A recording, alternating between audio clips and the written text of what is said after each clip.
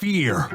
Right now, there is a lot of fear because of COVID-19. People are scared of leaving their homes, scared of shaking hands with humans, and scared of going to hospitals because that is where COVID-19 patients go. So even if we need to see a doctor, we stay at home, and sometimes waiting could make things worse. When news of COVID-19 spread, people stop coming to the hospitals. Even if they are not infected by the virus, they become infected by fear. But did you know that hospitals may be the safest place in the world right now? When they started admitting COVID-19 patients, they had isolation rooms and special wards for these patients. One ward for COVID-19 patients, separated from the rest of the hospital, leaving the rest of the hospital safe for everyone else. So every time a COVID-19 patient walks in, they get dedicated nurses to take care and support them. Safety is our number one priority all the time. This helps to keep not just our staff, but also our patients and the general public safe.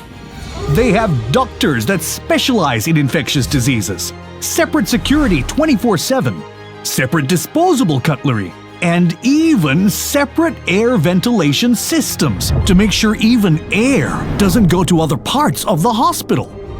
This separation is vital to keep everyone safe because for all other patients, it's the new norm. Many people still need hospitals, especially when they have worrying symptoms like chest pain, vomiting, or sharp pain in the stomach that need urgent medical attention. Because of our very strict protocols and safety measures, our hospitals are safe, and that is a fact. Because everyone, from senior management to doctors to nurses to security guards to chefs, is doing the impossible to keep the hospitals safe for you. So, only if you need urgent medical treatment, stay home, be safe, and keep healthy.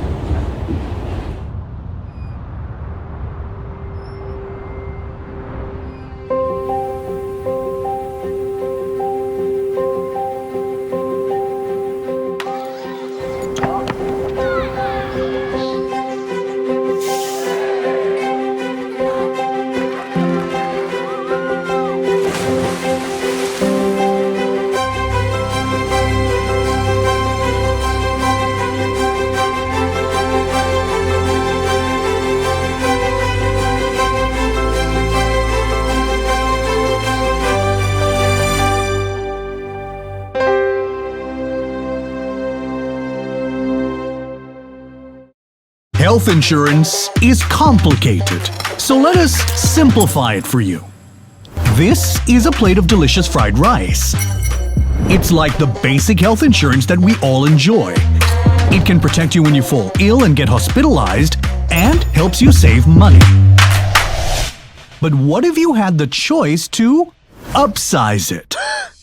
Add this, and this to your meal. All of a sudden, your meal has more flavors. With private health insurance, you can enjoy more options. Your hospitalization and surgery are covered. You can choose your own doctor and see them in 48 hours. You just need to focus on recovering and leave the rest to them.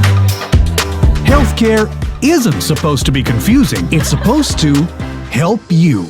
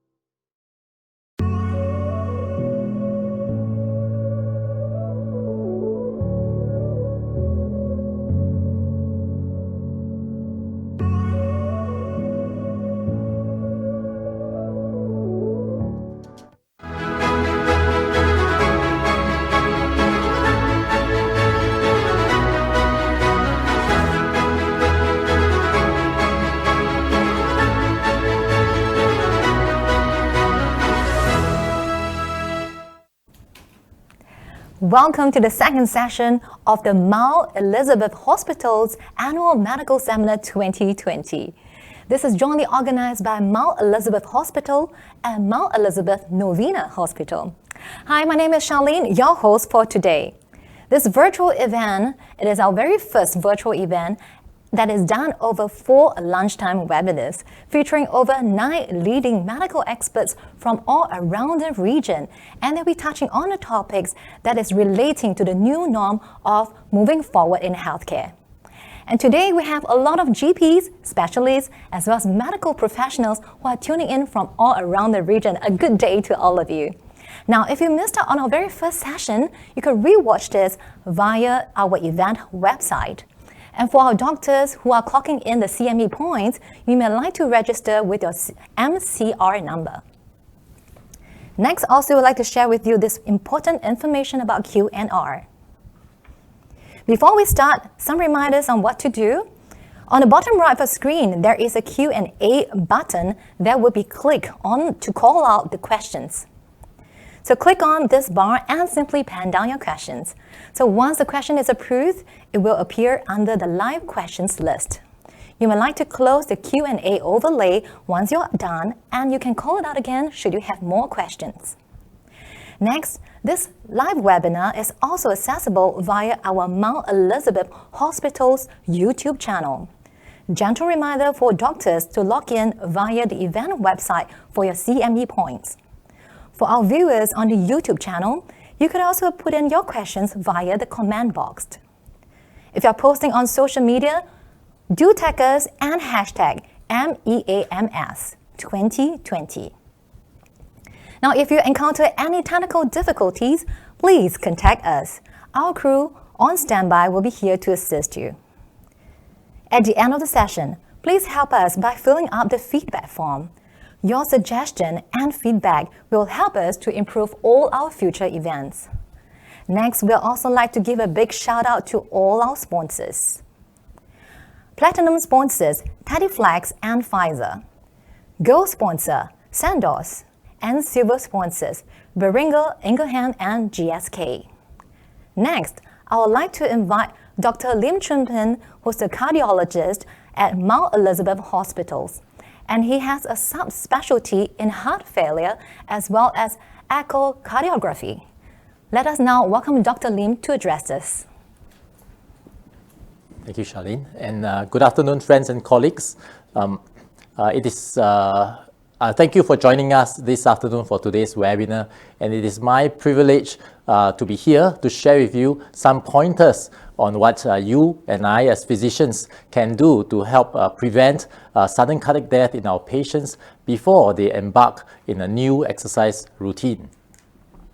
Now, how many of you remember waking up to the sad news of the NTUC Learning Hub's CEO, who was a retired Brigadier General, very fit gentleman who was found to have collapsed after a cycling session with his friends, and he was unable to be resuscitated. How many of you also remember hearing on the news of a young, fit, well-trained marathon runners who actually collapsed during marathons overseas or even locally? And some of you may also have heard of Mr. James Fuller Fix, who otherwise known as Jim Fix, who is the American who wrote in 1977 the best-selling book called The Complete Book of Running, and he was credited with helping start America's fitness revolution by popularizing the sport of running. And ironically, he died of a heart attack while jogging at the age of 52 years of age. Prior to him starting running at the age of 35, he was actually overweight and he was a heavy smoker. And he was found to have triple vessel disease at autopsy. On the other hand, I'm sure we have also seen people who are seemingly out of shape, or even people who are elderly, or people with both of these risk factors who somehow seem to be at high risk but doesn't seem to have any untoward outcomes when they exercise. So today, over the short 15 minutes that I have with you, I'm going to cover the main topics of how common is sudden cardiac death during exercise, who are the people at risk, does the type of exercise matter, and how can we prevent sudden cardiac death during exercise amongst our patients.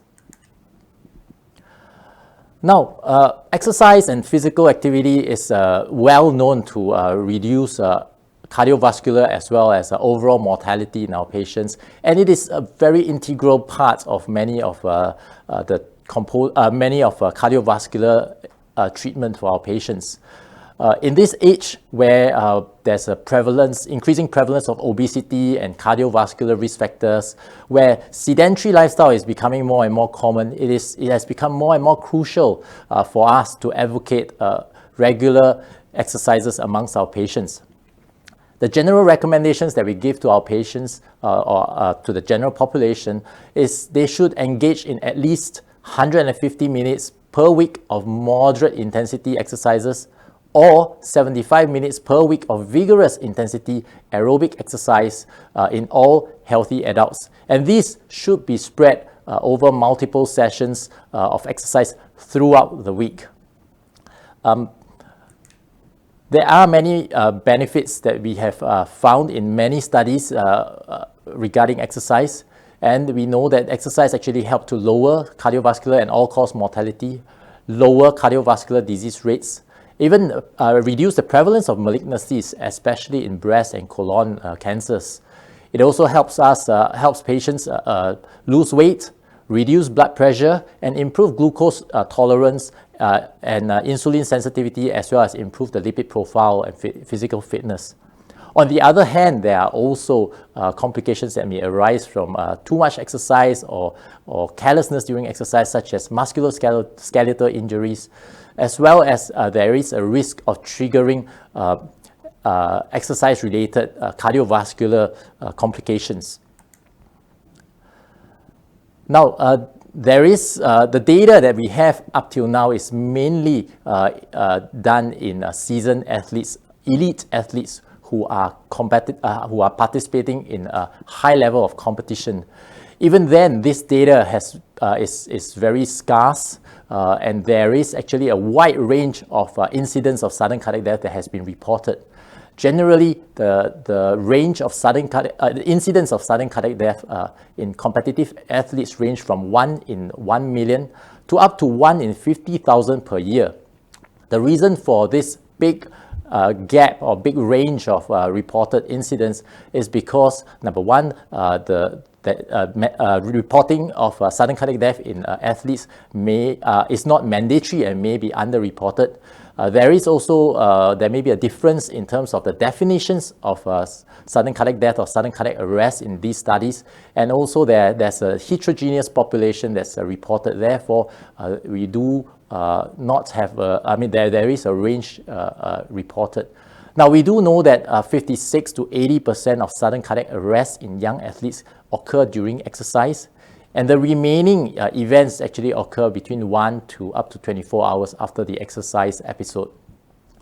But well-established risk factors for sudden cardiac death in sports include male, which is about 3 to 9 times higher than females. Black athletes are about 3.2 times higher incidence of sudden cardiac death than white athletes. And basketball players are also at a higher risk. And the picture you see here is Reggie Lewis, who's actually a basketball player in the NBA. He represented the Boston Celtics. And in 1997, he actually collapsed on court while playing against the Charlotte Hornets. He woke up after a few seconds and eventually he was substituted. He was diagnosed to have focal hypertrophic cardiomyopathy, but this was actually would have been a career-ending diagnosis. He sought a second opinion and he was told that it may have been vasovagal syncope, returned to off-season training, but subsequently also succumbed to sudden collapse and was not resuscitatable after that. The guidelines so far in America and Europe has been mainly on the screening in elite athletes. But we do know that most of the population that's actually actively exercising are not elite athletes. Rather, they are those who engage in leisure sports or recreational exercises. And in this group of patients, there's actually a higher risk of cardiovascular risk factors as well as cardiovascular disease. And there is actually very little data in the general population as well as in patients with cardiovascular disease in terms of the risk of sudden cardiac death during sports. We do know in a recent meta-analysis that there is a 5-fold increase of sudden cardiac death as well as a 3.5-fold increase in acute myocardial infarction during exercise as compared to, during vigorous exercise as compared to at rest. But the overall incidence is actually very low. And therefore, we all, but of course, every death during exercise is one too many. And as physicians, we always want to strike a balance between over-restricting our patients, over-investigating versus putting our patients at risk of sudden death. So today I would like to share with you a very simple algorithm in a very, very recent publication by the European Society of Cardiology on how we can go about assessing our patients if they turn up in our clinic asking for screening before they embark in exercise. Now, this guidelines is actually kind of acts as a guidance. It is actually non-binding. The reason being that there's actually not much trials or studies in this area, and therefore it's mainly based on expert consensus. In fact, there's also an American guideline that's about 350 pages long. If you're interested, you could try to read it up. But it also offers a slightly different algorithm, and this goes to show that there is no one fixed way of doing this screening. So what bad things can happen during exercise in terms of sudden cardiac death? And exercise-related major adverse cardiovascular events can be defined as the occurrence of either a sudden cardiac arrest, a sudden cardiac death, an acute coronary syndrome, even transient ischemic attacks, cerebrovascular accidents, and supraventricular tachyarrhythmias can be considered as an exercise-related MACE or major adverse cardiovascular event. Amongst these, a sudden cardiac arrest is defined as an unexpected collapse due to a cardiac cause in which a CPR or a defibrillation is provided, but irregardless of the survival outcome. And sudden cardiac death is defined as a sudden unexpected death due to either a cardiac cause or a sudden death in a structurally normal heart at autopsy, but no other explanation, and the history is consistent with cardiac-related death. This can occur during exercise, within the first hour post-exercise, or between the first to 24-hour post-exercise. Now, we do need to know the different types of pathology or the different types of common cardiac problems in the different populations. The reason is so that we can define our algorithm according to what the population is most at risk at. Broadly, we can divide our patients into the young patients who are less than 35 years old versus the older patients who are more than 35 years old, and they are slightly different. Now, the patients that are less than 35 years old, they have a higher risk of congenital heart disease and structural heart disease, and the prevalence of cardiac disorders associated with sudden cardiac death is approximately 0.3%. Now, the structural and electrical disorders of the heart include most commonly hypertrophic cardiomyopathy, arrhythmogenic right ventricular cardiomyopathy, or even things such as dilated cardiomyopathy. Ion channel disorders is also not uncommon, and coronary anomalies, anomalous coronary origins is also a common cause of sudden cardiac death in patients less than 35 years old. Autopsy negative sudden unexplained death can be up to 44% in presumed sudden cardiac death cases. Now, on the other hand, for patients who are more than 35 years old, atherosclerotic coronary artery disease is the primary condition leading to a MACE event. More than 80% of sudden cardiac death in more than 35-year-old patients is due to coronary artery disease. A vigorous physical exertion is associated with an increased risk of ischemia. The patients may have a significant underlying coronary artery disease, and because of increased demand, it leads to ischemia, or it could be a non-significant coronary artery disease, but because of the increased demand of vigorous exercise, it may lead to a relative ischemia. Acute myocardial infarction can occur if there is plaque rupture due to the high adrenaline during exercise. And some experts actually postulate that because of the rigorous contraction of the heart at a very high heart rate, even a non-significant plaque could, because of the shearing, because of the contraction, result in a plaque rupture. And these can lead to ventricular arrhythmias leading to sudden cardiac death. The patients with a little or no background in systematic training are at a higher risk. So people who actually exercise more than 1 hour of rigorous exercise for more than 5 days per week are at a 50 times lower risk of sudden cardiac death compared to sedentary patients during rigorous exercises. Now, obviously, intensity, the volume, and the type of exercise matters. And different exercises are obviously different from the others. Now, this table is from the European Society of Cardiology as well. So it helps us differentiate the different kinds of exercises into the different groups of low intensity, represented by the words in green, medium intensity, those in brown, and high intensity, those in red. Some sports are a little bit more skill-based, some are more endurance-based, and some are more power-based, and some are mixed. So for example, a moderate intensity exercise is probably something like brisk walking or slow jog at about 5 kilometers per hour, or recreational badminton in Singapore. Or if you were to run at a higher pace of about 7 to 8 kilometers per hour, or soccer, or singles tennis, that would be considered a high intensity exercise. Now we may not, different people again exercise to different intensities for each of these exercises. So we could use the perceived rate of exertion chart by Borg, and a score of about 12 to 13, which is considered a somewhat hard. If the patients perceive their effort to be somewhat hard, that would be considered a moderate intensity. So they probably have a little bit of breathing. They can't hold a conversation consistently when they exercise.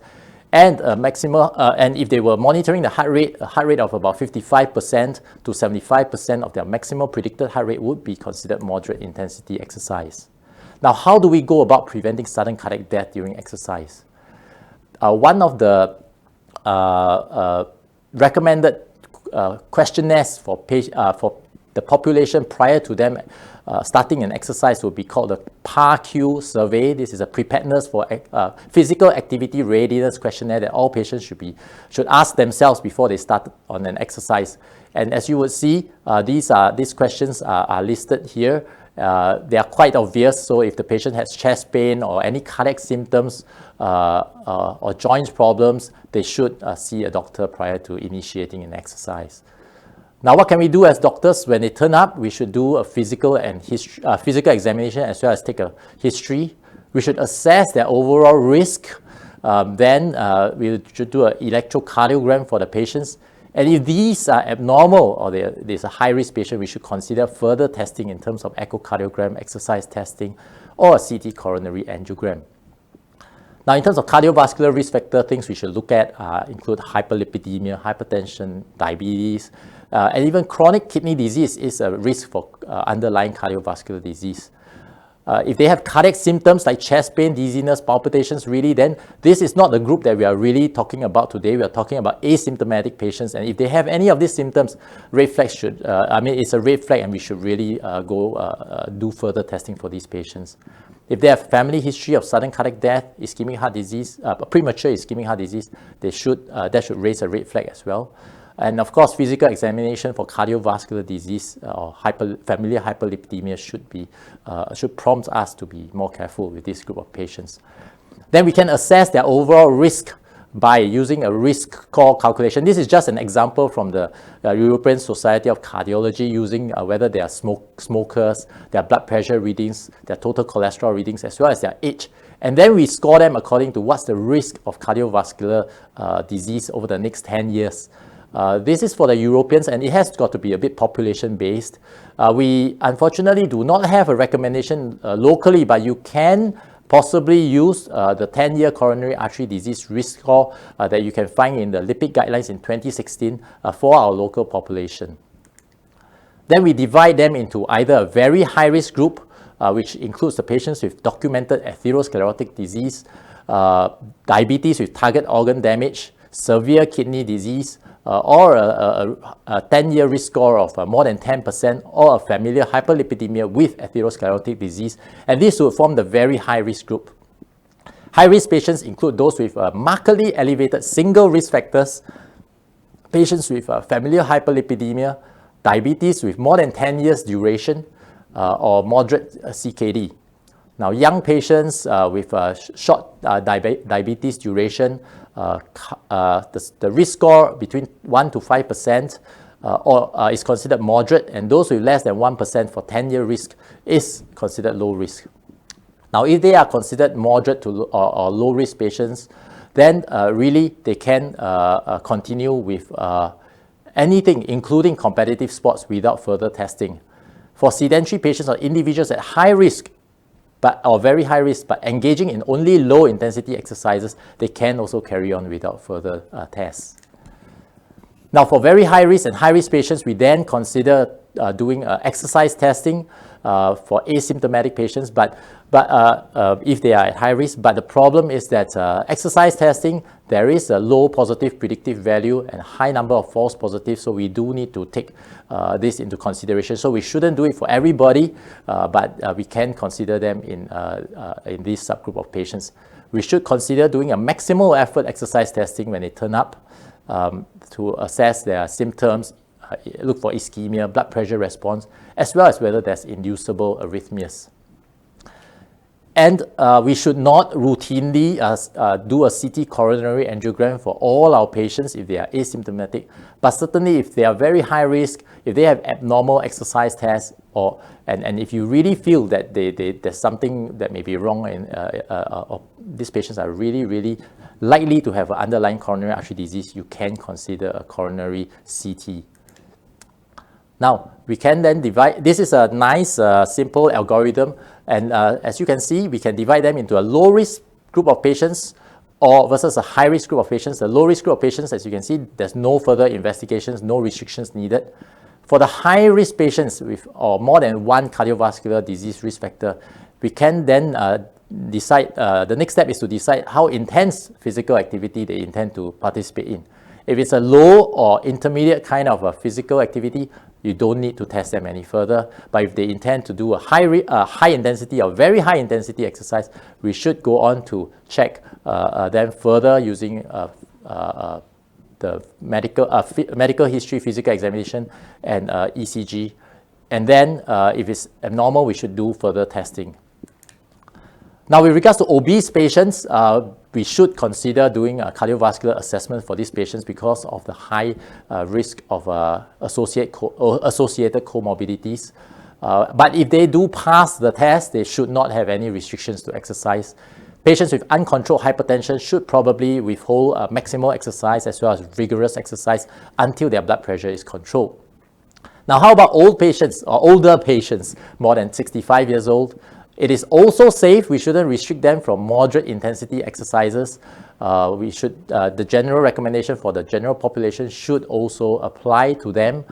But of course, the people who are older, the moderate effort activities actually are slightly different than the younger patients, and you can see them on this chart on your right-hand side.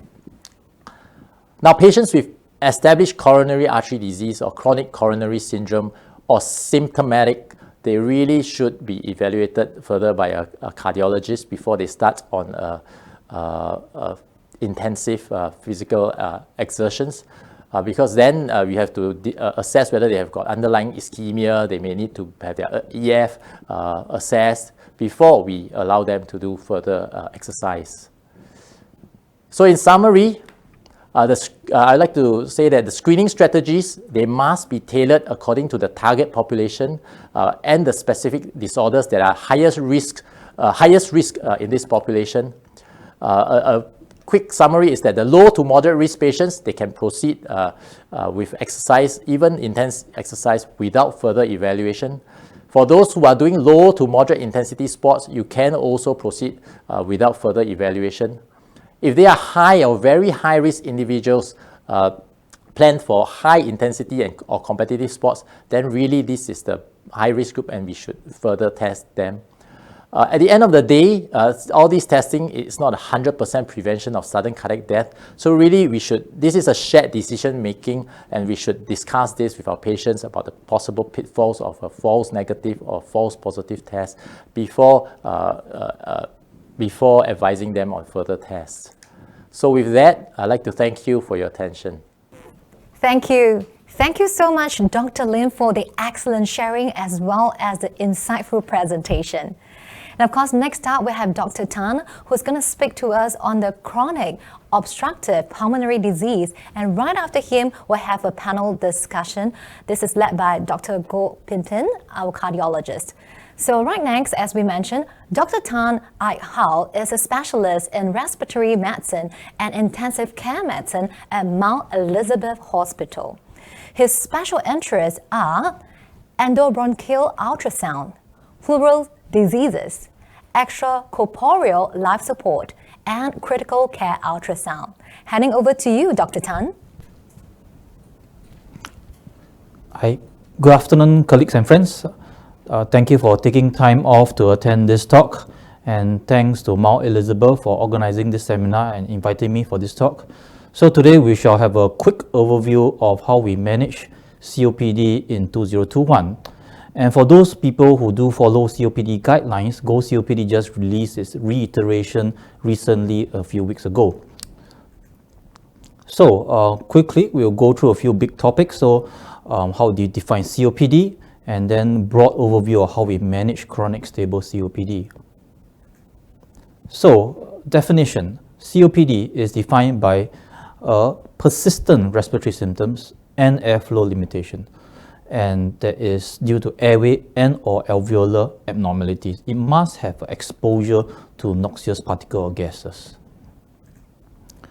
And we'll be very familiar with these pictures, and we have a patient with chronic bronchitis and emphysema. So you have the blue bloaters and pink puffers in old parlance, and these processes are very real in COPD.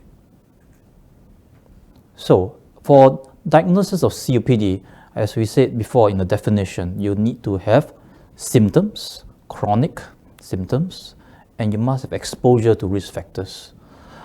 At the end of the day, Go COPD guidelines does require you to have a spirometry to establish a diagnosis, and they define a post-bronchodilator FEV1 over FVC less than 70% as the presence of obstructive disease.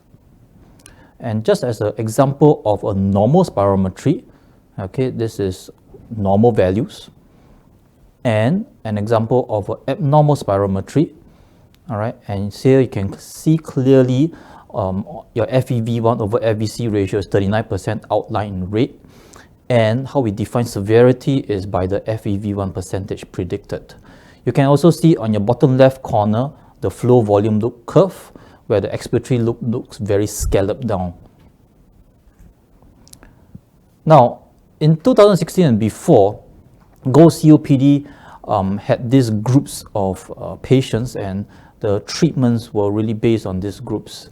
You will notice on the left-hand side, there's a FEV1 classification built into these groupings. And after that though, 2017 and beyond, the FEV1 was removed from the classification. And what is left behind are firstly exacerbations and also symptom scores. If you note the symptom scores, there's one that is called MMRC and there's one that is called CAT score, and we shall have those diagrams out in a moment. So this is the MMRC scale, or the Modified Medical Research Council Dipsnier scale. And literally, I will ask you display this to the patient, and you ask where he or she belongs to, in which group.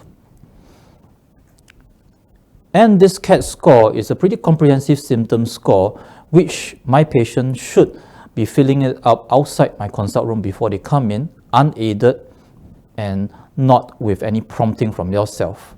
And after that, when the patient comes into the room, you run through the symptom score with them and ascertain whether it is real or not. So, having all these assessments in, what are your goals of managing a COPD patient? So, obviously, for patients' perspective, you do want to have symptom improvement. They want to have better quality of life. They want to walk more. They want to do more. They do not want to cough so much that they couldn't sleep at night. All right. And from our perspective, the medical professional perspective is obviously to reduce them from coming to hospital, and at the end of the day, reduce mortality. And the thing about exacerbations, okay, there are a lot of effects from exacerbations, and it is thought that exacerbations will lead to a higher risk of mortality. Other practice point here being that if a patient is more symptomatic, they will have more exacerbations. So it is upon us that we have to try to reduce their symptoms and therefore reduce the rate of exacerbations. This is a broad overview of therapy for COPD. So you can see in the first group, non-pharmacological treatment. So obviously, most of the COPD patients smoke. So you have to try to ask them to stop smoking, which is no small feat. Pulmonary rehabilitation is a pretty useful tool. And even that, if the patient has an acute exacerbation, once they recover from exacerbation, you can almost immediately put them through a gentle pulmonary rehabilitation program to prevent the next exacerbation. But another practice point here being that you have to really adequately bronchodilate them, so to reduce the symptoms and improve their ability to rehabilitate. Obviously, vaccinations are a must in this high-risk group, influenza and pneumococcal vaccines being the ones that are highly recommended. And if they're hypoxemic, so you can have long-term oxygen therapy, and nocturnal non-invasive ventilation is probably in the realm of specialists. In the pharmacological management, I usually use a lot of bronchodilators, and you can see that it's in bold, it's in the biggest font, because it is the mainstay of COPD treatment. And other treatments in smaller forms, such as inhaled steroids, PDE4 inhibitors, low-dose macrolides, those are less important. Nevertheless, they need to be considered in management if they are difficult in terms of control of symptoms. Mucolytics maybe have an effect. Things like erdocysteine may have an effect. Now, you can notice that I crossed out theophylline, the methyl-xanthines. I personally do not use them in practice because I think that they have a really narrow therapeutic index with a minimal effect on bronchodilation. Bronchoscopic techniques and surgical techniques are in the realm of subspecialists. And last but not least, your COPD patient does not just have COPD, they probably have a lot of comorbids, and this will be covered in a slide later. Now, this happens to be my favorite slide. It literally encompasses the inhalers that we have now in practice, okay, and most of them are available in Singapore. Now, the newest inhalers on the markets are on the bottom right corner, and these are what I call the triple therapies. So you have the long-acting muscarinic agonist, the long-acting beta agonist, and the inhaled corticosteroids all in one inhaler, and this will certainly improve patients' compliance. Obviously, you need to make sure that the patient needs inhaled corticosteroids before you give this triple inhaler. So the ones at the bottom, I will just have to point out. So Trilogy is certainly available now in Singapore. Trimbo may be coming soon. Now, the last inhaler right on the bottom right, NS Air, is only approved for asthma at the moment. There's no COPD trials, yes. There's no COPD data at the moment. Now, considering the number of inhalers that you have available, and there are various techniques, it really it's very important to make sure that the patient knows how to use his inhaler, and avoid using multiple inhalers with multiple techniques. And this will certainly reduce the compliance and reduce the efficacy of the inhalers. So really keep it simple. Try to keep to one type of inhaler and repeatedly assess the inhaler techniques. So from GO COPD guidelines, initial pharmacological management is as such. So literally, the more symptomatic you are, the more treatment you get. All right. But my own take is in the next few clicks. So in the ones with low symptom scores, I will usually give them a LAMA, a long-acting muscarinic agonist. Now, for the more symptomatic ones, dual bronchodilators, LAMA-LABA, and for those patients with a lot of exacerbations, you may want to add the inhaled corticosteroids. And this is for the follow-up of patients. The old GO COPD guidelines had this in terms of the management of follow-ups. But now, GO COPD guidelines does not divide the follow-up in terms of groupings, but divides the follow-up in terms of symptoms.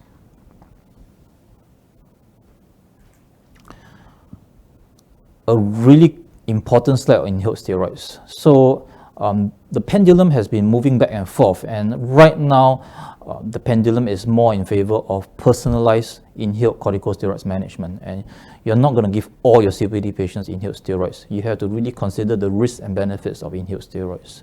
So certainly in the green zone, where they have many exacerbations, where they have peripheral eosinophilia, so you may think that this patient has COPD with an eosinophilic phenotype. And certainly if the patient gives a history of asthma, then the inhaled steroids will be really, really helpful. Now, on the flip side, on the red end of it, if the patient has repeated admissions for pneumonia or a recent tuberculosis infection, you're not going to give the inhaled steroids because that will increase the chance of infection. Now, most of you may have heard of this asthma COPD overlap. It was first proposed in 2015, and the updates have been such that GINA dropped the syndrome, dropped the term syndrome, although it's still maintained in the GINA guidelines, but GO has dropped the term completely in 2020. Now, I was saying before, the COPD patient is just not a COPD patient. They will have a lot of comorbidities, and these patients are usually older, more than 40 years old, all right, and they are more likely to be male, so you can imagine cardiovascular disease being a really important risk factor. Being a chronic disease, these patients have a lot of psychological issues as well, and anxiety, depression are really prevalent in these patients. Not to forget that these patients have been exposed to pollutants, smoke. You know that lung cancer is always a possibility, and you really have to screen lung cancer for these patients. And in the fact that this is true personalized medicine, everybody is different. Everybody has a different bunch of diseases, and you have to really take care of each issue and combine them in terms of the management. So this slide demonstrates what I call comorbidome. Now, the center of the circle being death, and the closer the circle to death is, the higher risk of death. And you can note that anxiety belongs next to death. So you can imagine the psychological issues actually will predispose a patient to death much higher than, for example, hyperlipidemia, which is at the top right corner. This is a respiratory illness, and we cannot run away from COVID-19 and association with COPD patients. So it is thought to have a higher risk of severe illness if a COPD patient gets COVID-19. You will still need to use the usual basic infection control measures. Now remember that GO COPD guidelines mandated spirometry as a diagnostic test. You're not going to get that done in an area with high prevalence of COVID-19 because you have to remove your mask and you have to blow in the spirometer, and that will generate a lot of COVID-19 viruses in the air. So that is not going to happen now, and I think we have to go clinical on this most of the time if you cannot do a spirometry. Now, GOLD COPD guidelines emphasizes that you must continue the usual therapy, including the inhaled steroids. This is to try to reduce exacerbations anyway, all right? Certainly avoid nebulizers because that will have aerosol generations. If there are new respiratory symptoms, so for example, if you feel that they are coming with an exacerbation, I think I would want to test for COVID-19 for them. There isn't much difference when you treat them in the hospital if they're infected with COVID-19 in terms of management of the COVID-19. I mean, whatever things that we do for COVID-19, for example, the antivirals in terms of ventilatory management is almost the same. All right, we do know that in the first point, they may have a higher risk of severe illness. So, some take-home messages. So, COPD is common in smokers more than 40 years old. Certainly now that early spirometry, it may be a little bit less important now, although in the pre-COVID era, this was extremely important. Bronchodilators are your mainstay of management. And inhaled steroids to add in certain cases, not all cases. You do have to manage the comorbids, and you have to think of non-pharmacological therapies as well. And thank you for your attention. Thank you. Thank you so much to Dr. Tan. Let's get Dr. Tan as well as Dr. Lim ready for our panel discussion, which will be conducted in the presidential suite right here at Mount Elizabeth Novena Hospital. Now, these are just some of the gentle reminders for housekeeping. Now, for question and answer Q&A, on the bottom right of your screen is where you have the Q&A call-out button. Please use this button to post any questions during the Q&A. Next, if you have any of the referral of your patients to the specialists here at Mount Elizabeth Hospital or Mount Elizabeth Novena Hospital, please kindly refer them within a day and to use this hotline number as well as WhatsApp number. Next, I'd like to give a big shout out to all our sponsors. This would not be possible without their generous support. I'd like to give shout out and attention to silver sponsors Beringa Ingelham and GSK. Gold sponsor Sandoz. Platinum sponsors Teleflex and Pfizer. Thank you.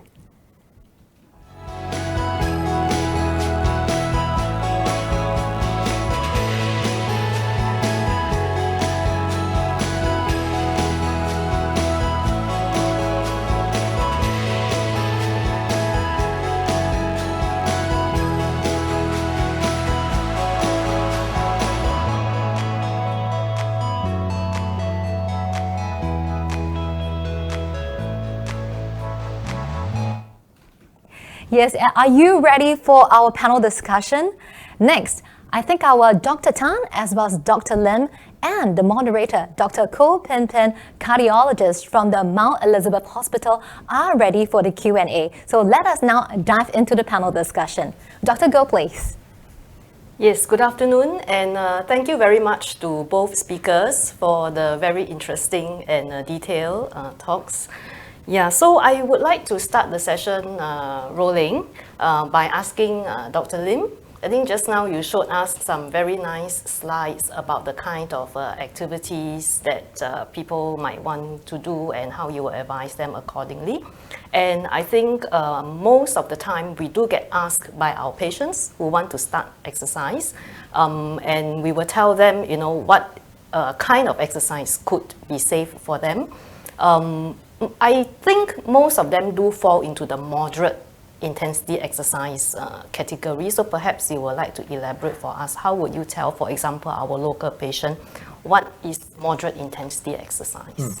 Thank you, Dr. Goh, for that question. So, well, as we all know, different types of exercise actually can be of different intensities. I mean, how much effort you put into a particular exercise can be different from another person. So there are different ways of classifying or defining a moderate intensity exercises. The type of exercise that I kind of mentioned earlier, and is popular in Singapore, includes games like badminton, or soccer and all that. But for badminton-wise, they define a moderate intensity exercise as a recreational badminton, probably those that you play, you do a bit of smashes here and there, but not the kind where you're playing like for 2 hours and sweating all out. That would be considered an intensive, high intensity exercise. So a moderate recreational kind of badminton session would be defined as moderate intensity. But then again, also your moderate may be different from my moderate. So there are other ways of defining it by, as mentioned, the rate of perceived exertion chart. So if a patient feels that they have somewhat mild difficulty in terms of carrying on with a conversation during their exercise, that would be, for that patient, considered a moderate intensity. If they were monitoring their heart rate, which can be a very useful way of defining the intensity of an exercise, if they have nowadays we all have, a lot of us have all these exercise watches, and if we monitored our heart rate, a heart rate about 55 to 75% of our maximal predicted heart rate, and that's calculated by using 220 minus our age. And we calculate the percentage of our heart rate at that point of time. So 55 to 75% of a maximum predicted heart rate would be considered a moderate intensity exercise. So yeah, I think it's not just the type of exercise, but also for that person, for the different people, it may vary a little bit. So we can use these other parameters to assess the intensity of an exercise. Some of our patients may not be doing exercise, may not be doing the conventional exercises such as badminton or golf. They may be asking whether we can use our housework or going shopping, etc. as a form of exercise. Well, the Americans actually did define that if you did heavy carpentry work, if you did heavy gardening, or if you did heavy housework such as vacuuming the carpet or window cleaning, that can be quite vigorous for some people. So that is defined as a moderate intensity exercise if you want to use that as the degree of exercise. Yeah. Would you say there is a definite duration? Let's say, for example, you know, just by doing housework. Some people say I do housework all day long. So what is considered? Yeah. exercise? So I think well, the recommendation is 30 minutes of a sustained exercise. It need not be a continuous 30 minutes actually. So at a practical level, if you split it up into say 3 sessions of 10 minutes each, that would constitute a 30-minute per day as well, so it's acceptable according to the guidelines. Okay, thank you. Thanks. Yeah. Okay, I would also want to ask Dr. Tan. When you talk about COPD, the commonest presentation will be breathlessness or dyspnea. So that is a very common symptom that we see both at primary care as well as in the specialist clinic. So perhaps to our primary care partners, when do you think they should refer their patients who present with dyspnea? Okay, so I guess if you see a patient with dyspnea, is obviously not necessarily COPD. We will have to think of big groups of causes. So for example, cardiac causes, pulmonary causes, even things like anemia. So I guess the assessment has to be such that you have to rethink which is the most likely cause. Now, perhaps in the primary care settings, you can do some very basic investigations. So things like blood counts, ECG, even an X-ray as well. I guess if the patient is very symptomatic, obviously the patient needs to see a specialist pretty quickly. If the patient is not so symptomatic, you have some time to wait, maybe get some tests in, and whether the tests show anything abnormal or not. If you're talking about COPD specifically, I would definitely want to do a X-ray, okay, to assess the lungs and make sure obviously there's no lung cancer, for example, or no tuberculosis. And if those are present, obviously that warrants a referral to a specialist as well. Yeah. Okay. Yeah, thanks. Okay, so one question for Dr. Lim. about the role of ECG. I think you did cover that in what you said earlier, but maybe you could tell us specifically like how useful do you think the resting ECG is? Yeah. Yes, yeah. So, yeah, the ECG is an important component of screening prior to exercise. It's useful because if we had some abnormalities on the ECG, we could, it helps us detect possible undiscovered, undiagnosed underlying cardiac diseases, severe T-wave, significant T-wave inversions or left ventricular hypertrophy can indicate underlying conditions such as hypertrophic cardiomyopathy. ST depressions may indicate coronary artery disease. But the caveat is that the ECG, there's always a risk of false positivity as well as false negativity. So we may have a seemingly normal ECG, but that does not rule out underlying coronary artery disease. So that is important, but it is a useful tool, and based on the guidelines, they actually do recommend us to use it in our screening of patients who may be at risk of sudden cardiac death during physical activity. Yeah. So what would be your personal protocol, say in someone who is asymptomatic, just come off the street and say he wants to run the marathon? Yeah, so the first thing that we would do is in our history and physical examination is to identify red flags for underlying cardiovascular disease in these patients. So as mentioned, the cardiovascular risk factors, family history, these are very important, and of course symptoms. Then physical examination to look for any abnormalities, murmurs, signs of familial hyperlipidemia such as central xanthomas, peripheral vascular disease, and I would also then do an ECG for the patients.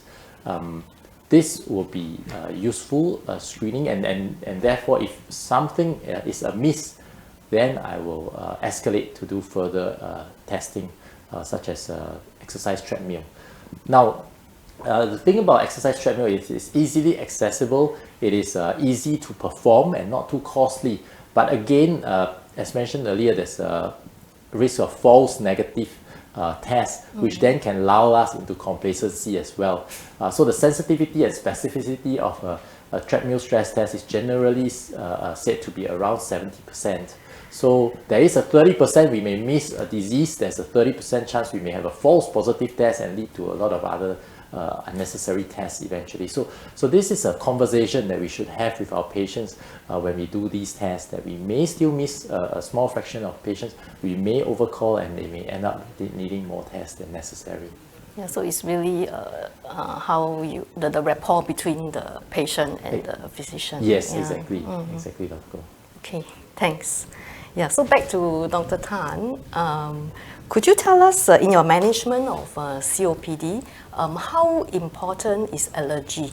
Is allergy part of something that can trigger or something that can affect the patient's response to treatment or clinical course? Okay, so I guess in the realm of COPD, the allergy comorbidities are a lot less important than something compared to asthma.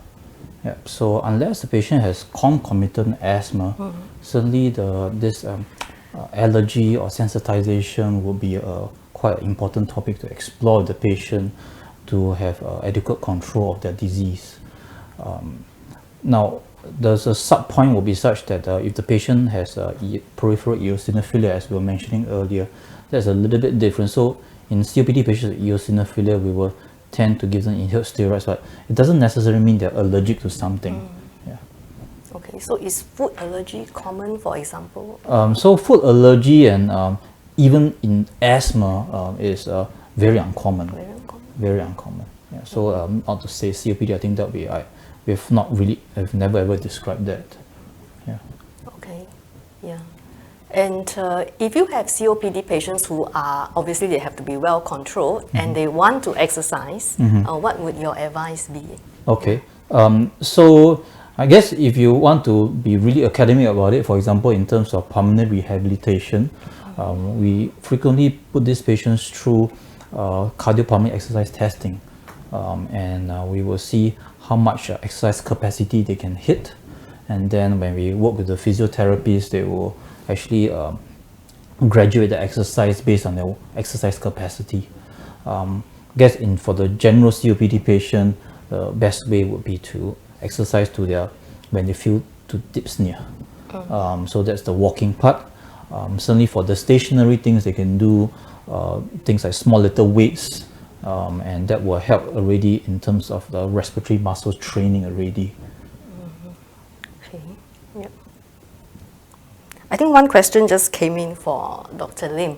So there is one participant who wants to know, does statin or ARB, angiotensin receptor blocker therapy, protect someone from sudden cardiac death during high intensity exercise? Yeah. Okay, so unfortunately, as I alluded to, there is not much data in this field.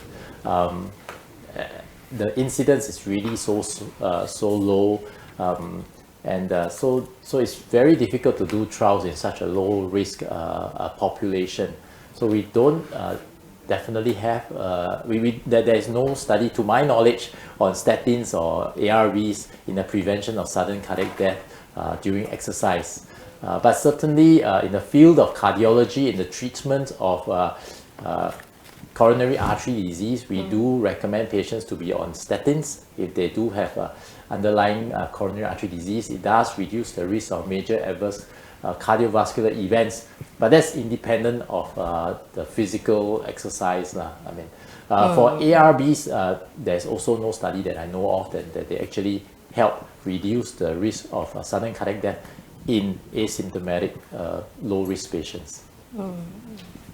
Okay, yeah, thanks. Yeah.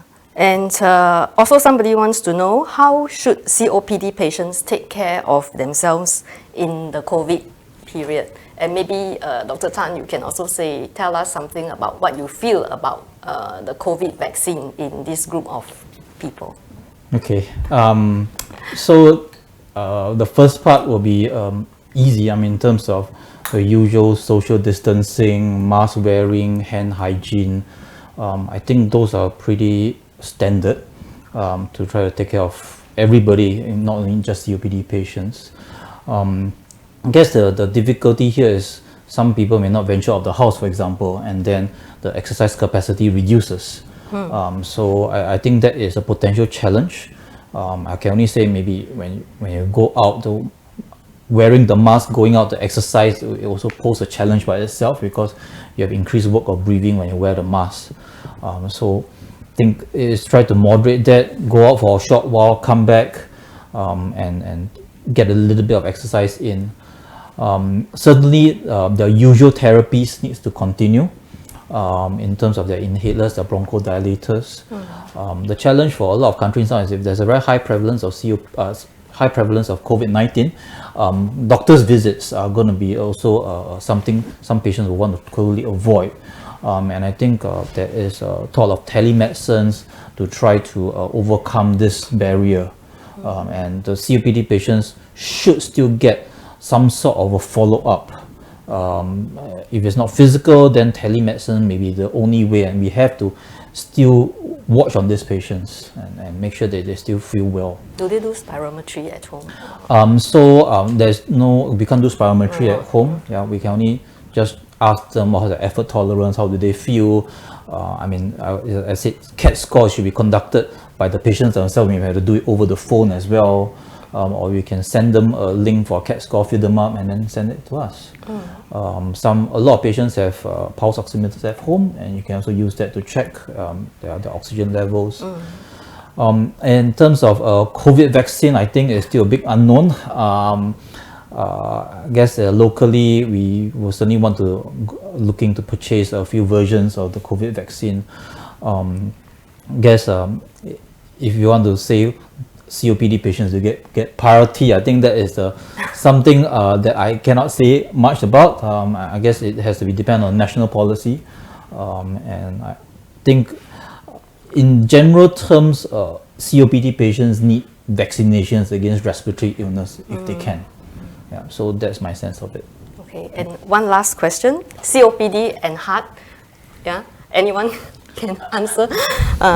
What should the GP know? Right. Okay. Maybe Yeah. I'll just take this first. COPD. These are obviously smokers or ex-smokers who are definitely at higher risk of coronary artery disease. So they would be a red flag in terms of the past medical history. They would certainly be considered part of a high-risk group of patients that we do want to do more testing prior to allowing them to engage in physical activity. Yeah. And from the respiratory end, we try to prevent exacerbations because we know that any COPD exacerbation will have a higher risk of a cardiac event as well. So we need to reduce the rate of exacerbations to minimal or none. Yeah, because actually I do notice that a lot of the COPD patients have tachycardia. Yes. Yeah. Yeah. Okay. Yeah. So thank you both Thank you. for answering all these questions. And if there are more questions, I think perhaps you could contact either one of the speakers after this session. I'm sure they'll be happy to answer your questions. And it now leaves me to thank Parkway for organizing this and having all of us here, and also the sponsors. Thank you very much. Thank you very much. Thank you all. Bye. All right. Thank you. Thank you so much, Dr. Lim and Dr. Tan, and also Dr. Goh for moderating this segment. That's right. Now, of course, today we have learned quite a lot. And in fact, we're going to have a very fruitful session for the next 2 sessions as well. We definitely look forward to you joining us for our next 2 sessions. Now, having said this, I have some reminders to share with you. If you do have patients to refer to us to Mount Elizabeth Hospital or simply Mount Elizabeth Novena Hospital, please kindly contact us via this hotline as well as this WhatsApp number. Next, we will also appreciate if you could submit your feedback form via this link. You can also scan the QR code or type in this bit.ly link that is case sensitive. Next, today's session will also be uploaded on the event website for all of you to view on demand right after the event. The video for the first session is also available. Let us now take a look at our next 2 sessions. Our third session happening on the 16th of December at 1 p.m. We will have these topics and doctors. We will have Dr. Tan Po Seng, the gastroenterologist, and he will be speaking to us on approach to abnormal liver function tests and chronic liver disease in primary care. We also have Dr. Lai Xiang Hui, and he is the president of Medical Legal Society of Singapore, and his topic will be on Bolam, Bolitho, Montgomery, and beyond. Of course, we're going to end it with a Q&A panel discussion, and this is moderated by Dr. Fu Chak Siang, General Surgeon. For the 4th session, that's happening on the 19th December, this will be the topics, as well as our doctor, Dr. Ronnie Tan, Dr. Tan Yong Kan. Both of them are urologists. And we also have Dr. Alan Chong, orthopedic surgeon. And this, we will also have a Q&A panel discussion moderated by Dr. Tan Ye Hong, urologist. Next, we'd like to also give a big shout out once again to all our sponsors for supporting us in this event. Platinum sponsors, Teleflex and Pfizer. Gold sponsor, Sandoz. And silver sponsors, Beringer Ingelheim and GSK. Now, for those of you who are watching us live, please remember to follow us on our social media. And we also love to have you to hashtag MEAMS2020. And that's our hashtag. So once again, do remember to tag us on the social media. It's MEAMS2020. My name is Charlene, and thank you. And we will see you for our next session happening on 16th December, 1 p.m.